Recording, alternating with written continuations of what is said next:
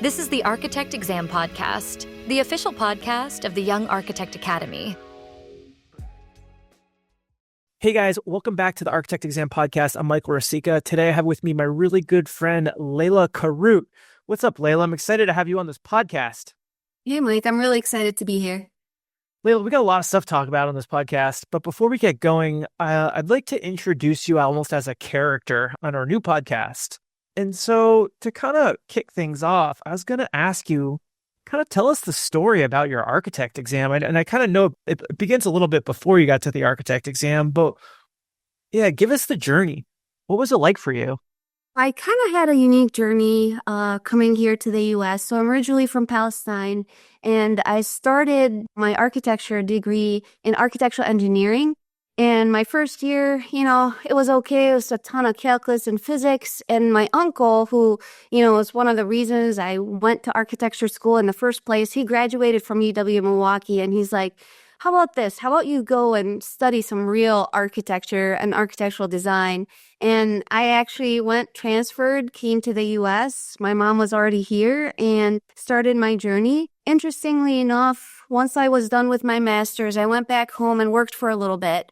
Back to Palestine? And I was basically a licensed architect. There were no exams. There wasn't anything. It's just, if you have a accredited degree, you're licensed.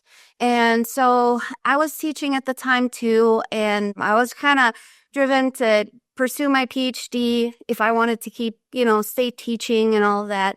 So I came back to the US and I started my PhD, and then everybody's talking as I'm in school, like talking about the AREs and stuff, and thinking, okay, if I'm going to stay in the US now, I have to get my license. I'm an achiever, generally speaking. If I put something in my head, I'm going to do it.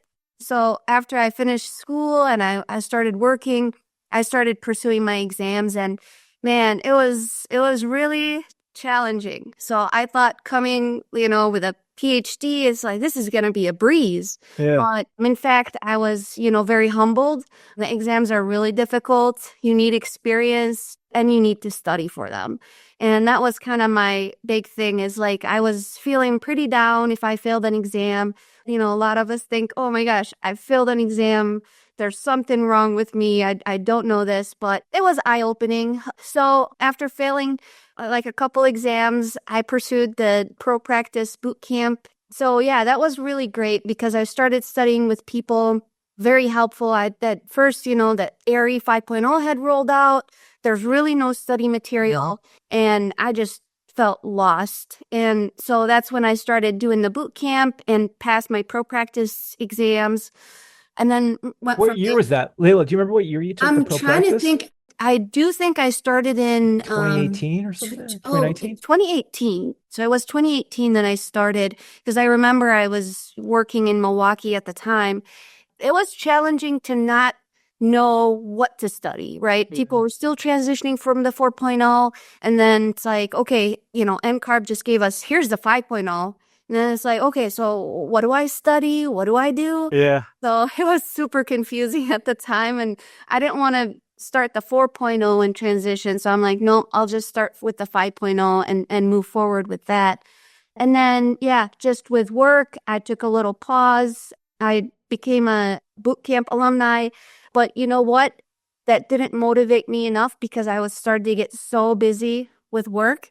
Yeah. And funny enough, this, Mike, I was going to New York just for fun to see my brother, and I saw this email coming through. It's like, there's this young architect party in New York. I'm like, this can't be. It's like the same day that I'm there. So I remember I contacted you. I'm like, oh, this is super last minute, but I just saw you're in New York. I'm going to come to the party.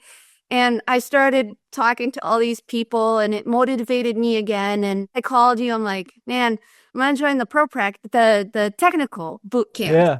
And that's kind of what got me over the hump. But it was challenging. It was full of fails. It was full of kind of lessons learned that I tried to, talk to people who are taking the exams right now to not to have to jump through all these hoops. And then, just to kind of take your own route. Don't be in a rush. You're just trying to learn this material and trying to be a good architect. You're listening to the Architect Exam Podcast, the official podcast of the Young Architect Academy. Now, Layla, I know when you were working on your technical exams, you were studying with other people and you had some study people that you were working really closely with, some other boot campers. Could you elaborate what that looked like? Because I feel like a lot of times people don't properly understand how to have like a study partner. Yeah. So when I joined the technical boot camp, we have all these meetups that we do, and it was great. But there's something to be said about, okay, I found a study partner. We're studying the same exam. So at first I was trying to get PPD done, and he was studying for PPD, and we had similar backgrounds. He's from Egypt, so we had the language and the kind of, he's also, I think, licensed in, his country. And I just messaged him. I'm like, hey, do you want to study for PPD? And we set up a schedule. So we were still doing our boot camp. We were still attending regular meetups, but every day he was like on Eastern time, I'm Central. Every day, 6 a.m. my time. In the morning, we'd study.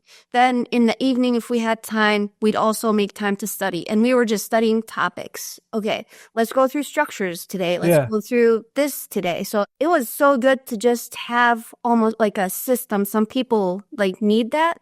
And I definitely needed like a structure to studying. And what's so cool about it, we did this for about 3 months. And we took the exam on the same day, same time, and we both passed it. And it was just the best feeling in the world for us to both pass. We're like, it was just wonderful. Yeah. I like how you say you focused on topics, not books, Right. It's like, I guess you're using all the books, but using them to kind of look at different topics. Yeah, we structured it where PPD is such a beast. So it's like, how do you tackle this, right? Because everybody feels so overwhelmed. So we just did, okay, this week we're going to go through, structures. This week we're going to go, okay, but maybe HVAC needs 2 weeks. And that's how we built up our whole study guide is through the topics. But we studied from NCARB books, all of the recommended stuff, and then anything that would pertain to taking this exam and passing. So I think it was a really great strategy. I know when you start the boot camp too, you give a bookmark that says it's really about becoming like a good architect. It's not about just passing the exam. And that stuck with me a lot. Till this day, I tell people, like, if somebody's studying, you know what? You really need to focus on studying, not because it's an exam. It's not about passing. You don't want to we all have that, one or couple people at the office. Yep, that bookmark. I have it right here. This is the ARA Boot Camp bookmark. Yep. I think we still send this out. And so, yeah, we made our own bookmark. And it says, I'll read it. I'll read you the quote. This isn't about passing exams. It's everything about using this opportunity to become the best architect you can be. If you could focus on that, you'll easily pass your exams as a byproduct of that goal. Yep, 100%. 100%. I thought about it, and I'm like, you know what? I'm not going to be, that person who doesn't know what they're doing at the office. I want to be a good architect. There's a lot of licensed architects that don't know what they're doing, That was a great, great motivator. I have it on my desk, and I tell people that same advice. So, Layla, I watched you work your ass off and put a lot of time, money, and energy into getting this architectural license. Was it worth it? Oh, 100%. 100%. There's something to be said about being licensed if you're working in a firm or not even in a firm, just being able to say, hey, I'm an architect, I'm not an architectural associate. I know before I was like an architectural intern. I don't want to be that. It's a dirty word. It's tough. It was tough. That was back when I first started. And even architectural associate, like, what does that even mean, And just the value that you bring to the firm, right? Me and you, we worked on a building codes course, right? There's something to be said about studying this stuff and knowing it, because when you're working in an office, you need to know even just basics, where to go in the building code to find something for your project. And that was kind of a big thing. It's like I got better in meetings. If there's a question, I know a little bit about it, whether it's like HVAC or whatever topic it is, you just start becoming a better architect. Another thing like that was really inspiring is just the people that I was studying with in the boot camp. So we would meet weekly and we would put in our study log for how many hours we studied. And man, when I feel like I was having like a busy day, and I'm seeing people working at these big companies and putting in like 40 hours of studying, 30 hours a week in addition to their work. That got me like really motivated to, hey, it can be done. You're not too busy. You can do it. And it's great to be surrounded by people who want more. And Yeah, that was a exactly. big factor.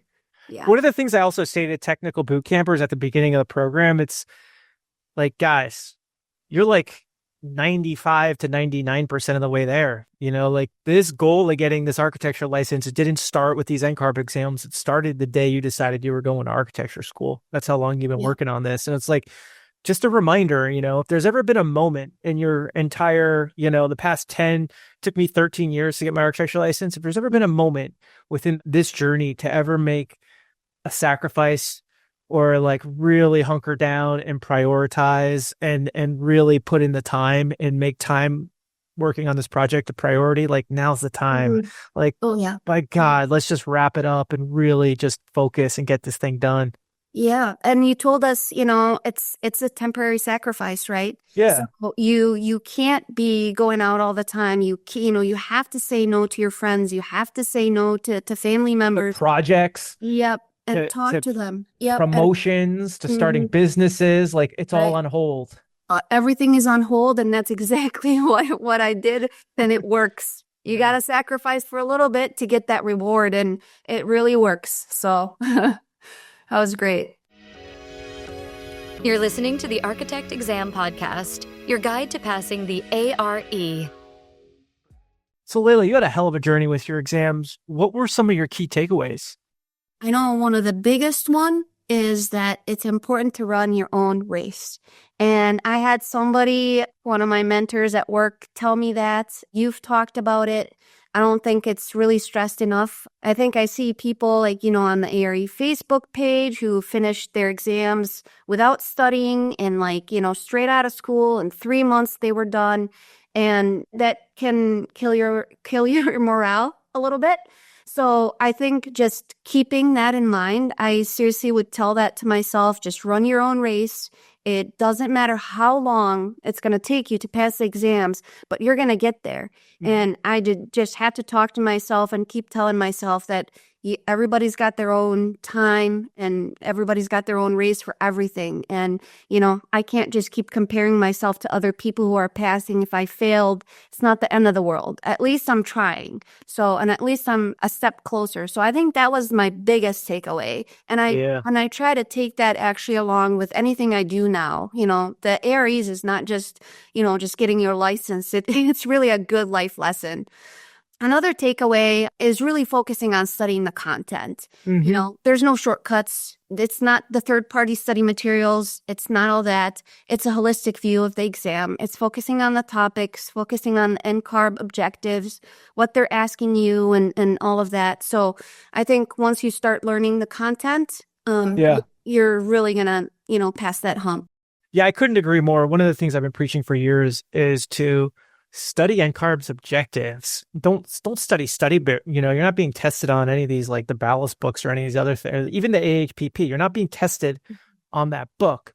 You're being tested on NCARB's objectives. And if you're not studying for those objectives, you're not even really studying for the architect exam, Yep. I agree. And then the process is hard. Just don't fight it. Embrace it. I'm not going to say I can be mad at NCARB forever, but if I embrace this process, it's going to go a lot smoother than if I fight it. Thanks for sharing all those great takeaways with us, Layla. It's been a pleasure getting to know you and even working with you. One of the things we haven't talked about is a couple months ago. I don't remember. I feel like it's been 6 months or so, maybe a year. Close to a year. Yeah. Layla called me up and was like, Mike, I heard you're making a lot of new content. What's going on? Is there anything I can help with? And yes, Mike needs a lot of help with a lot of things. And so Layla and we've been working really closely with Emily and Van Lim and a bunch of other people as well. And we've written a lot of content, like a lot of practice questions, a lot of PA and code and resources for the Young Architect Academy. But Layla, I was going to kind of ask you from your perspective, tell us a little bit about all this content we've created together. Yeah. So, Mike, one thing I actually just want to add, I had 8 years of teaching experience and I Yeah. taught for a few years at UW Milwaukee architecture. And that's like one thing that I'm like, man, I think it would be so fun to bring all that experience and then just, put it into the boot camp and, prep material. So I thought that would be fun. Right now, we've developed together the building codes course, which I'm really happy with. A lot of people struggle studying for building codes. There's so much to study. You can't just open the IBC and start tackling all these topics. It's hard to navigate. So we simplified things. We ask questions that basically the practice questions are really learning questions that it's going to help you really navigate the IBC. So it's not about memorizing. It's not about, hey, this is tricky. It's a question that you can face at your job, right? You're working on a project. What's the type of construction? All of that stuff. So we really tried to focus the course on understanding building codes, why things are, labeled the way they are. And then when I see the IBC, where can I go? Which chapter do I go for knowing the number of exits for a building? Which chapter am I going to go, to look at atriums, etc. So it just really, I've gotten so much great feedback from people that have taken the course and those practice questions that it's helped them so much and simplified building codes for them a lot. And so that was really great. Layla, one of the things I've learned about building codes over the years is that learning building codes doesn't happen overnight. And one of the things I've been preaching for such a long time is actually starting to learn building codes at the very beginning of the pro practice exams. And while, yes, I know, Mike, there's not a lot of building code questions on PCM, PJM, and CE, I always tell the boot campers, the sooner you start thinking about this stuff, the better off you're going to be. And I think one of the problems we have a lot with the technical boot camps with people who haven't taken pro practice is they didn't think about building codes till they got to PA or PPD or PDD. And then now it's another topic that they have to pile on. And so one of the things that we've really been pushing hard for the past couple of years is to start to sprinkle in the building code stuff. Even though we don't need it right now, we're not going to get building code questions, to start to feed it to them in small bits and pieces. So when we do get to needing that knowledge, it's not another thing to add to the plate that's already full. It's a lot to actually absorb. And, the exams, there's building code questions that are sprinkled all over the exams. It doesn't necessarily, it can be in CE, but yeah, you're 100% right. You can't just keep all these, there's a lot of topics, we're talking about mechanical, electrical, structural, and then add on top of that building codes. The sooner you start with this topic, the better you're going to be for your exams. Layla, you also helped out with making CDT 101 as well. Yeah, so that was also fun. Contracts, as you know, they're not like my best topic or my favorite topic. And I worked with you and Emily in developing practice questions. I thought the course was great. I recently passed. I found out that I passed the CDT exam. And really, I just studied that course. And I did those practice questions. And that's how I passed, because I thought that was such a holistic way of helping me understand what the CDT is about. And again, it ties into, your courses for pro practice and CE and contracts. So that was a good tie-in with the ARE as well. It's stuff that you really need to know. And now that I'm working as a project manager, that's super helpful to actually pass and know. So that was a great course to work on. And as you know, now we're working on programming and analysis. We're trying to wrap that up as well. So a lot of good stuff, a lot of great content. And it's been fun. Yeah, it's been a pleasure working with you, Layla. I feel like we've come so far with writing practice questions, and you and I have really kind of mastered the art of creating great questions that are entertaining and teaching at the same time. My last question for you, Layla, is here we are in this new Architect Exam podcast. I'm super happy to have you be a part of this big project with us, but what do you want to talk about? What are some of the topics that you really want to hammer away at on this new podcast of ours? What I'd really like to focus on is just topics that are more technical in nature. So anything that's related to building systems, building materials, obviously building codes. Those are the topics that I'd really like to hone down on and talk about, what ARE candidates struggle with, just focus on more of a technical aspect of the exams, more like you would say PPD and PDD type topics. Thanks for listening to the Architect Exam Podcast. Ready to take your studying to the next level? Visit our online ARE Architecture School website at academy.youngarchitect.com to learn more about how we can help you. See you next time.